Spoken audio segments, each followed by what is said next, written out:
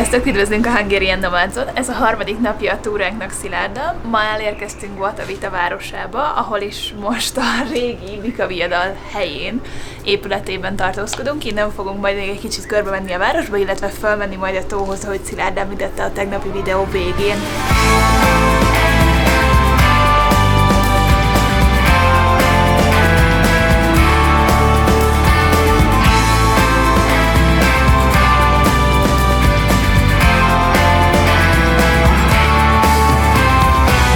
Mielőtt elindulnánk, legyen egy kis előzetes ilyen útmutatás, illetve történetmesélés, úgyhogy Szilárd, ha tudsz egy kicsit kérlek mesélni, hogy miért olyan fontos ez a Guatavita nevű hely. Guatavita az egyik legszebb települése Cundinamarca megyének, ugye, ahol a főváros található.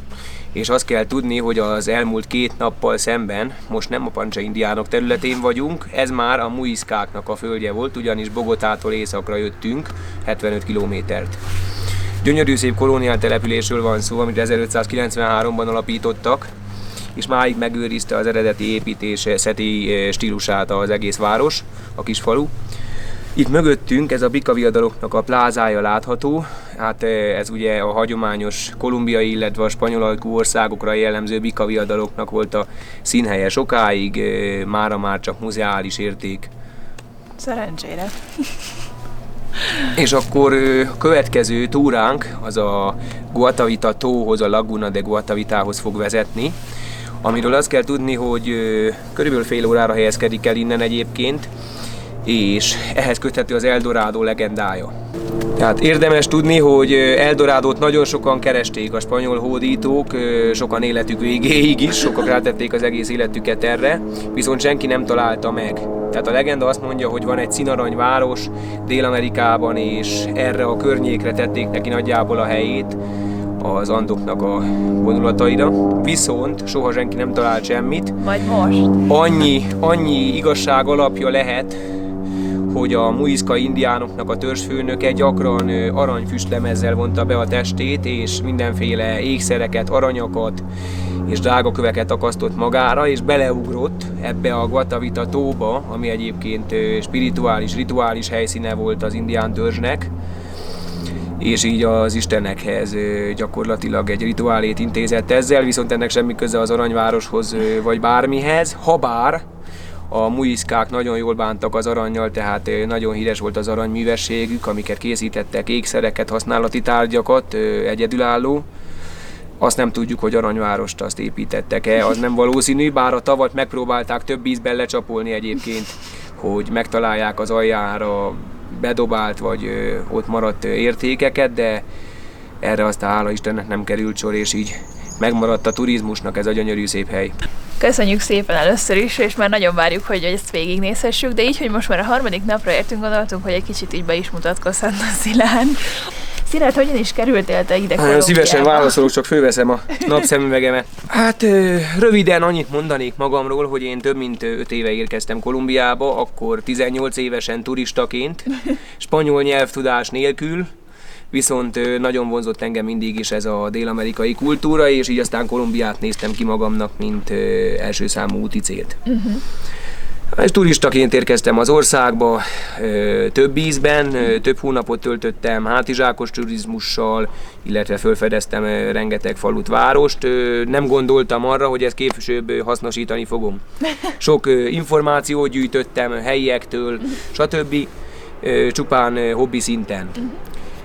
Később ismerkedtem meg feleségemmel nyaralásom során itt Kolumbiában, aki most a barátnőmmel, ugye most már feleségem, 5 éve vagyunk együtt, és ővele utána részben Magyarországon is éltünk, meg részben Kolumbiában, tehát folyamatosan ingáztunk, és végül Kolumbia mellett döntöttünk, és ezért élek én Riohacsában, La Guajira tartományban, a parton. És ugye ezt nekünk említetted, hogy ugye a feleséged ő indián származású? Így van. Feleségem, ő a Guayú indián törzsből való, akik a Guajira félsziget lakói, illetve Venezuelának az északi partvidékét is ők lakják. És így mennyire volt könnyű beilleszkedned? Mennyire tudtak gyorsan elfogadni? Először is Kolumbiában is már vannak olyan szokások, amit először az embernek meg kell szoknia, tehát aki erre képtelen, megszokni, tehát nagyon nagy különbségek vannak mondjuk egy európai életszínvonalhoz képest, meg maga a dolgoknak a rendje, meg a menete is teljesen másként működik. Dél-Amerikában biztos láttátok. Igen, az elmúlt idő alatt. Ezt mi is megtapasztaltuk. Ha valaki ehhez hozzászokik, akkor egyébként nagyon fantasztikus, jó szép életet lehet élni Kolumbiában. Befogadóak az emberek, befogadóak, egyáltalán nem mondanám, hogy kirekesztőek, vagy rasszisták, vagy bármi. Külön még nekem a Guagyúkkal is nagyon jó viszonyban kellett ugye legyek a feleségem révén, és gyakorlatilag én már családtagnak számítok emiatt. Igen, és egyébként nekünk azt is elmesélte Szilárd, hogy ez nem egy olyan kis család, mint mondjuk Magyarországon általában, hanem 400-an vagytok, vagy mennyien? Hát igen, tehát hogyha az unokatestvéreket, meg a nagybácsikat, meg a teljes rokonságot, akkor igen nagy családokról van szó, tehát több száz fős lenne egy nagy családi összejövetel, az biztos. És mindenképp meg kell kérdeznem, mert ugye ez szokott elsőként felmerülni, hogy Kolumbia, és akkor mennyire veszélyes, és mennyire drog, és mennyire... Igen. Egyike azoknak a kérdéseknek, amivel a legtöbbször fordulnak hozzám, mind úgy kíváncsiskodók, mind úgy utazók, vagy klienseim is, a veszély. Hát tehát azt tudni kell, hogy a harmadik világországáról beszélünk, Dél-Amerika, tehát nem a nagyon biztonságos Budapesthez kell hasonlítani. Viszont összességében azt mondanám, hogy maguk a nagyvárosok jelenleg már nem veszélyesek, bármelyik internacionális nagyvárosnál említsük mondjuk Miamit, vagy San Franciscót, vagy New Yorkot. Tehát nem mondanám, hogy veszélyesebb, annyit megemlítenék, hogy teljesen más volt az ország 15-20 évvel ezelőtt, tehát amíg szólnak a történetek emberrablásokról, gerillaharcokról, kábítószerbűnözésről, stb., annak nagy része az már történelem. Tehát amióta gyakorlatilag kiemelt turisztikai célpont Dél-Amerikában az ország, mert megszűnt a bűnözésnek ez a veszélyes része, tehát ami a turizmust veszélyeztetné. Tehát most már nincsenek ilyesmik, hála Istennek, viszont azt hozzáteszem, hogy megvannak az országnak még mindig a veszélyes területei, amik úgymond melegnek számítanak, ezeket jobb, ha elkerüljük, illetve spanyol nyelvtudás mindenképpen szükséges, az mindenképpen szükséges, mert annélkül el is veszünk, tehát nem csak az, hogy áldozatai lehetünk valaminek, el is veszhetünk. Egyébként összességében azt mondanám, hogy ilyen utcai lopásokon kívül nagyobb veszély az nincsen semmi, és ezeket is úgy lehet elkerülni, hogy tudjuk, hogy melyikek azok a környékek adott városban, tehát mint ti is megláttátok, Bogotának is teljesen más két arculata van, tehát vannak olyan városrészei, amik veszélymentesek, és vannak forró zónái, tehát mondjuk egy Dél-Bogota, egy Suva mondjuk például. Tehát csak hogy ugye az a veszély, vagy az a nehézség ebben, hogy egyrészt mindenképpen ugye tényleg a spanyol nyelvtudás is szükséges, másrészt pont tegnap kérdeztem Szilárdtól, hogy egyébként ez valahol fönn van-e az interneten, vagy ilyesmit meg lehet találni, de hogy ugye, ahogy ő is mondta, ezt inkább meg kell tapasztalni, vagy valaki helyivel kell beszélgetni. Igen, ezt meg kell tapasztalni a dolgokat mindig személyesen, tehát itt mint láttátok, a buszozás sem úgy működik, hogy van a menetrend szerinti busz, meg a minden, hanem gyakorlatilag alkalmazkodni kell az éppen aktuális helyzethez, tehát ott áll meg a busz, és ott vesz fel, ahol éppen akarod, úgyhogy láttátok ide úton. És hogyha mondjuk valaki kinézi magának Kolumbiát, mint utazási célpontot, és mondjuk azt mondja, hogy van max. 2 hetere, akkor szerinted, vagy te mit ajánlanál, hogy melyik az a rész, amire érdemes? Hát az egész országot beutazni az hónapok, tehát most saját magamról beszélek nyilván. Hát 2 hét alatt lehet csinálni, szoktunk csinálni 2 hét alatt egy teljes országjáró körutat, ahol a fontosabb elemeit érintjük az országnak, hogy minden tájegységből mutassunk egy kicsit. Tehát mivel hatalmas ország, és nagyon különböző tájegységei vannak, teljesen különböző kultúrával, most beszéljünk, teljesen mások a Santandernek a falui, teljesen mások, mint mondjuk az Eje Cafeterónak, tehát a Antioquiának, Caldasnak a települései, és teljesen más mondjuk a partvidék. Tehát a partvidéken belül is vannak különbségek, Ég és Föld, Cartagena vagy a La Guajira félsziget. Tehát összességében azt mondanám, hogy 2 hét alatt lehetne bejárni úgyhogy a fontosabb helyeket az országban, de lehet, hogy érdemes inkább lebontani több útra ezt, és többször ilyen 10-15 nap, és csak az országnak egy bizonyos részét bejárni, mondjuk csak a partszakaszt, vagy mondjuk csak az andoki régiót, vagy akik szeretnek inkább természethez közel lenni, meg nem bánják, akkor le lehet merészkedni délebre is akár, tehát Amazonas az országnak rengeteg olyan pontja van, ami teljesen más tud mutatni mondjuk egy Amazonas, meg teljesen más tud mutatni mondjuk egy Guatavita, ahol vagyunk. Vagy egy sivatag, ami vagy egy Guajira sivatag mondjuk, ahol én lakom, igen. Mi az, amit te legjobban szeretsz Kolumbiában? Lehet ez bármi. De ami tipikus kolumbiai. Kolumbiában? Tipikus kolumbiai? Nagyon szeretek. Az arepa de huevo, tehát a tojásos arepát reggelire, de most nem az ételekről beszélünk. De egyébként megkóstoltuk, és nagyon finom. Az embereknek szeretem a mentalitását, meg az életfelfogását, ami engem kifejezetten itt megfogott. Tehát más, mint az európai. Nem tudom biztos. Szavakkal leírni, meg kéne tapasztalni, tehát ehhez el kell jönni ide Kolumbiába, és kell egy kicsit utazgatni, és akkor meglátja az ember a különbséget. Bocsánat, hogyha megbeszélok. Szerinted ez miért lehet, hogy itt más az embereknek az élethez, meg egymáshoz való hozzáállása? Hát ez amiatt van, mert lehet amiatt is, mert máshogy szocializálódtak, tehát egy teljesen más világ, tehát minden más, mint otthon. Most mondjuk egy vezetési stílust is, vagy akármi. Igen. De a másik az pedig lehet az, hogy az emberek nagyon megtanultak összefogni, mert rá voltak utalva, tehát voltak itt forró helyzetek ugye az országban a háborús időszak alatt, és az emberek úgymond jobban voltak egymásra utalva, jobban összetartottak, és nem alakult ki annyira az a felgyorsult, rohanó, pénzközpontú társadalom. Mondjuk a nagyvárosokban igen, de ugye a vidéki Kolumbiában ez nem jellemző, tehát megőrizte a nyugalmát. Igen, egyébként ez, hogy amit Szilárd is említett, nagyon más, nagyon erősen előjön a kultúrsok. Tehát, hogy itt például olyan, hogy mondjuk egy ilyen volánszerű távolsági buszközlekedés, az ugye magánvállalkozók által működik, megáll minden bokorba, ahol leinti egy utas, ugyanígy, ha leszállnál, csak szólsz, és már nyitja is az ajtót, tök mindegy, hogy a főútvonal közepén, vagy bárhol. Vagy megállni tilosban. Teljesen mindegy. Meg hogy maga tényleg ez a tempó is, tehát hogy ez az időre odaérni, vagy így minden időben ez nem igazán működik. De hogy egyébként, ha valakinek tényleg ennyire így ez a stílus jön be, vagy ez a kategória, köszönöm, nagyon-nagyon élvezhető helyről beszélünk, még így is, hogy mi nagyon keveset töltöttünk itt, nyilván Szilárd sokkal többet. Igen, és még annyit mondanék így előjáróban, hogy most láttátok ugye az andoki régiónak egy kis részét, tehát egy nagyon kis szeletét Bogota környékén ebben a pár napban. Igen. Teljesen más ég és föld lesz Medellín és környéke, és szintén ég és föld mondjuk a karibi partvidék végig. Tehát az országnak minden pontja teljesen más, mind úgy kulturálisan, de egyébként a mentalitásban is. Tehát a partvidéki települések például egy kicsit fölgyorsultabbak. Az Andoknak a falvai ezek nyugodtabbak, meg itt nem is alakult ki egyébként tömegturizmus. Mint láttátok, helyi turista sincsen ma jelenleg még, nemhogy külföldi, meg szerintem majd nem is lesz, úgyhogy...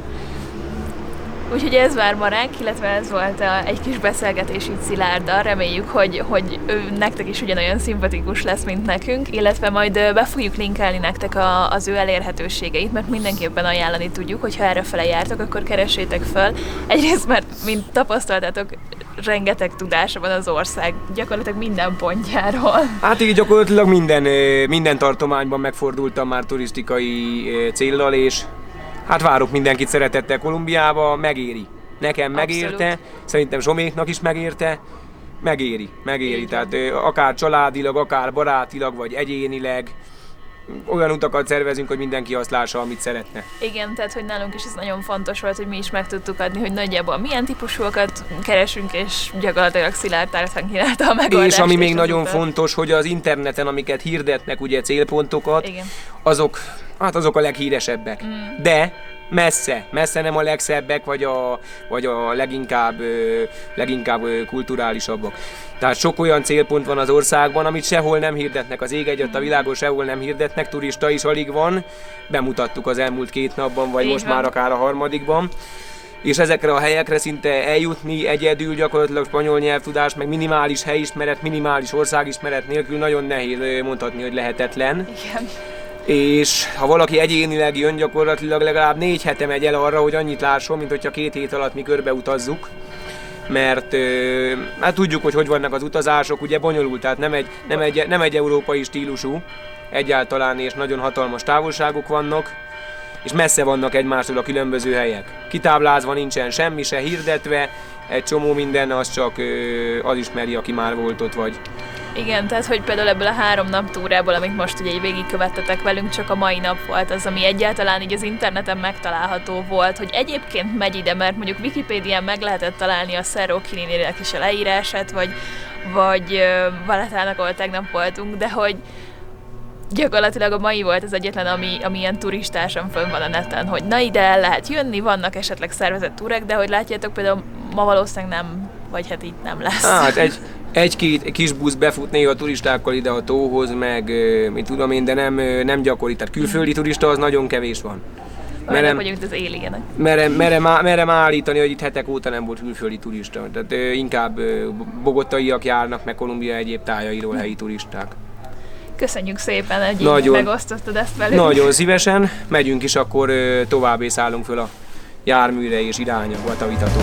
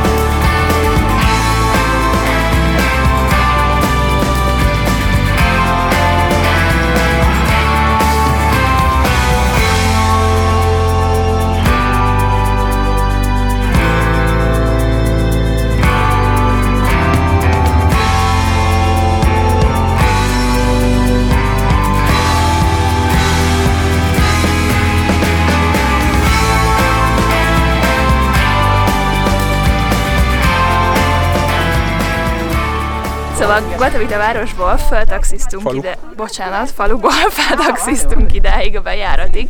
Itt egyébként van egy ilyen szervezett kb. Másfél órás túra, ahol egy túravezető spanyolul elmondja, hogy mi a történet nekünk. Szerencsére itt volt Szilárd fordítani, de hát nem is nagyon kellett neki, hiszen tud mindent magától is. Egyébként annyi még a különlegessége az útnak magának, ahogy jöttök föl, hogy több ilyen plakát, vagy ilyen, nem is tudom, hogy hívják ezeket, ki vannak rakva, és rajta van spanyolul, angolul és indián nyelven is az egy-egy történet, ami épp oda kötődik az adott részéhez a túrának, de Szilárd tud egy kicsit többet is mondani a tóról, ami a lényeg, ami mögöttünk látható. Röviden annyit érdemes tudni, hogy a Laguna de Casig de Guatavita eredetileg nem is Guatavita faluhoz tartozik, csak azért kapta a nevét, hogy Laguna de Guatavita, mivel hogy ide van legközelebb Guatavita faluhoz. Az Eldorado legendája, amikor a spanyolok elterjesztették, a hódítók, hogy teli van arannyal a tó, mert valószínű, hogy itt van az elveszett aranyváros, az Eldorado, és azt feltételezték a Muisca civilizációról, hogy teli van arannyal. Ez egy téves feltételezés volt. Többször próbálták lecsapolni a tavat is egyébként vödörrel, meg falbontásos módszerrel. Tehát aztán utána később ezt föladták a spanyolok. Ami a hátterében áll az egésznek az, hogy az új törzsfőnök, tehát a muiscáknál az új vezető fölavatásánál egy 9 évig tartó előkészítés után, amikor eljött a fölavatásnak a napja, akkor az indián kommunának a tagjai körbeállták ezt a gyönyörű szép völgyet, és egy titkos, csak a törzs számára elérhető rituálé keretében aranyporral fújták be a teljes testét, és úgy kellett megfürödjön ebben a tóban. Tehát a muiscák nem voltak teli arannyal, csupán nagyon jó aranyművesek voltak, rituálés, illetve használati tárgyakat készítettek aranyból, korukat meghazudtoló technikával. Viszont az Eldorado legendája az valószínű, hogy csak mendemonda, és ebből alakult ki. Ami egyébként nagyon különleges volt, hogy ahogy jöttünk a csoporttal, követett minket egy helyi lakos volt? Vagy igen, ő a hölgy, ő is tagja a Muisca kommunának, rendszeresen visszajár ide És ahogy jött föl mindenféle különböző rituálékat, vagy nem is... Igen, rituálékat, imádságokat végzett el, és adott nekünk ajándékba egy gyönyörű szép karcot. Az a jelentőség a tónak egyébként, hogy minden rossz energiánkat itt hagyjuk, és csupa jó pozitív energiával távozzunk innen, ugyanis ez egy szent tó.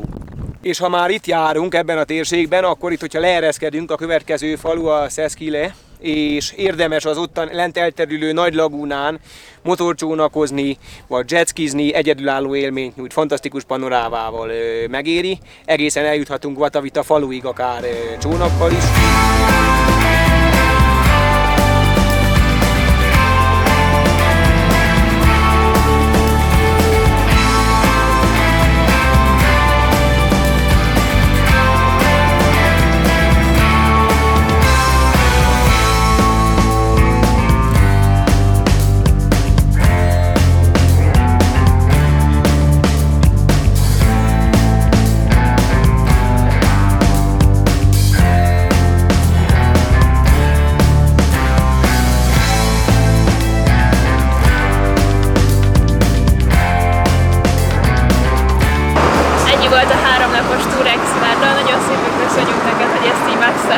Nagyon szívesen, nagyon örülök neki, hogy újból magyaroknak, vagy egyáltalán külföldieknek tudtam megmutatni ezt a gyönyörű országot, és kifejezetten értékelem azt a tulajdonságotokat, hogy hajlandóak vagytok viszonylag sokat túrázni egy szép látványért. Ebben az országban ez fontos. Meg a hegymászás. Igen, tehát a igazán gyönyörű, az igazán vagány helyek azok nem a városban teremnek, így van. Nagyon jó volt veletek túrázni, és örülök, hogy tetszett. És remélem, hogy tudtam életre szóló élményt adni. Az biztos mindenképp, és nem vagyok róla meggyőződve, hogy most találkoztunk itt Kolumbiában utoljára. Remélem, hogy nem, és láttál egy szeletet ebből a paradicsomból, egy 3%-ot láttál belőle. Szerintem még annyit se. Igen, és remélem, hogy a legközelebb majd fogsz látni egy teljesen más világot, mondjuk a partszakaszt, mert mint mondtam, minden megyéje más ennek az országnak, tehát most te Cundinamarcát most már betúráztad egy kicsit. Többet láttál, mint sok bogotai, aki itt lakik mellettem. Igen. Köszönjük szépen ezt az élményt, és ne felejtsetek el minket követni a Hungarian Nomadzon a YouTube-on, illetve Instagramon vagy Facebookon, illetve Szilárd is követhető. Igen, nagyon szépen köszönöm a Columbia Tours oldalon Facebookon, illetve a hozzá kapcsolt Instagram oldalon a Columbia Tours 97. Ezeket mind be fogjuk nektek linkelni, hogyha ti is esetleg erre járnátok, akkor mindenképpen fel tudjátok venni a kapcsolatot Szilárddal, hogy nekik is egy élmény lehessen. Ami a nagyon fontos, amit mondok mindenkinek, hogy mindenkinek a saját szájíze szerinti utakat szervezünk, amit ő szeretne látni, azon a módon, azzal az időbeosztással teljesen rugalmasan. De mi még nem megyünk haza, hanem megyünk Medellínbe, úgyhogy a következő pár adást már Medellínből fogjátok látni, akkor már Szilárd nélkül, viszont az ő tanácsaival. De az ő tanácsaival mindenképpen, mert itt az nélkülözhetetlen. Úgyhogy köszönjük, hogy velünk voltatok, találkozunk Medellínben. Sziasztok!